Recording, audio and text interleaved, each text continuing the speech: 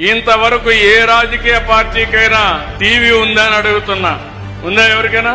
తెలుగుదేశానికి టీవీ ఉందా? పవన్ కళ్యాణ్కి టీవీ ఉందా? బీజేపీకి టీవీ ఉందా? ఎవరికొంది టీవీ రాష్ట్రంలో?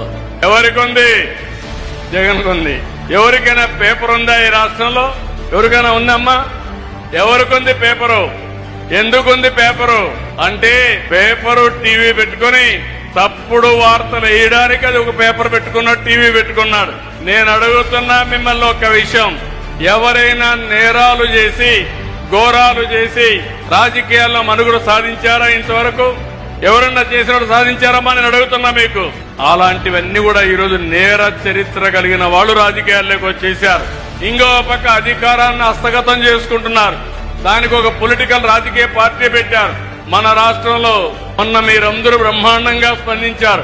నేను 45 ఏళ్లు రాజకీయాల్లో ఉన్నాను కానీ ఎప్పుడూ ఇవ్వనటువంటి మా నాయకుడు ఎన్టీ రామారావు గారు ఉన్నప్పుడు కూడా ఇంత పెద్ద విక్టరీ రాలేదు. 94% మేము పెట్టిన అభ్యర్థులందరూ గెలిచారు, బ్రహ్మాండంగా గెలిపించారు. ఇది ఒక చరిత్ర.